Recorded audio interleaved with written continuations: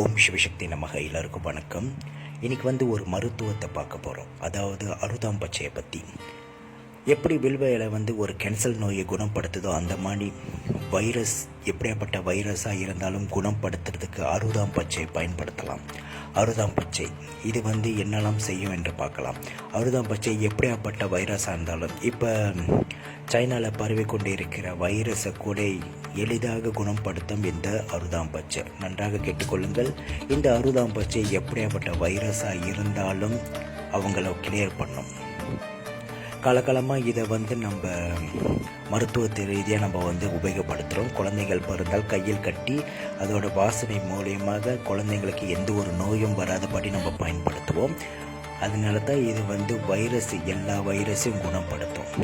முடிஞ்ச அளவுக்கு எல்லா வீட்டிலும் இந்த அருதாம் பச்சையை நடுறதுக்கு முயற்சி பண்ணுங்கள். காரணம், 6ஆவது மாதம், 7ஆவது மாதம், 8ஆவது மாதம் இன்னும் ஒரு கொடிய வைரஸ் காத்து கொண்டு இருக்கிறது. இப்பொழுது இதை நட்டு வைத்து வென்றால் பிறகு காலத்தில் இதை உபயோகப்படுத்தலாம்.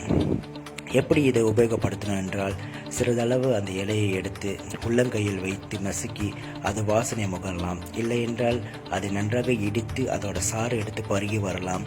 இல்லை என்றால் உருண்டையாக பிடித்து சாப்பிடலாம். எவ்வாறு நீங்கள் செய்தால் என்றால், உடம்பில் இருந்தால் இந்த அருதாம் பச்சையோட தன்மை உங்களுக்கு எந்த ஒரு வைரஸும் உடம்பில் ஏறாது.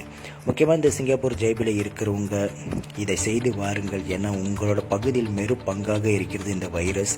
அதனால் இதை கால நேரத்தில் கொஞ்சோடு நசுக்கி வேலைக்கு போகும்போது ஒரு சிறு துணியில் வைத்து, இல்லை என்றால் இந்த மாஸ்க், அதாவது ஃபேஸ் மாஸ்க் இருக்குது இல்லையா, அதில் கொஞ்சோடு நசுக்கி அதோட வாசனை வர்ற அளவுக்கு பூசிவிட்டு நீங்கள் போட்டு என்றால் எப்போதும் அதோட வாசனை நீங்கள் முகரும் போது உங்கள் உடம்பில் ஃப்ரெஷ்ஷான ஒரு காற்று போகும்போது உங்களுக்கு எந்த ஒரு வைரஸும் இருக்காது. இதை செய்து கொண்டு வாருங்கள்.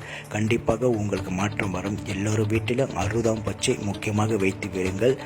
இதை நம்ம முருகப்பெருமானுக்கும் சிவனுக்கும் உபயோகப்படுத்தலாம். மாலையாக கட்டி போட்டு நம்மளுக்கு எந்த ஒரு நோயும் வராமல் இதை பாதுகாப்பு கொள்ளலாம். அருதாம் பச்சை மருத்துவ ரீதியாக கண்டுபிடித்த ஒரு விஷயம். இது காலகாலமாக உள்ளது. சிறிதளவு நசுக்கி வாசனை முகர்கள், இல்லை என்றால் நசுக்கி அதை சாப்பிடலாம், சமைத்தும் சாப்பிடலாம். எவ்வாறு செய்தால் என்றாலும் உடம்பில் எந்த ஒரு நோயும் வரக்கூடாது என்றால் அருதாம் பச்சை உபயோகப்படுத்துங்கள். ஓம் சிவசக்தியே நமக.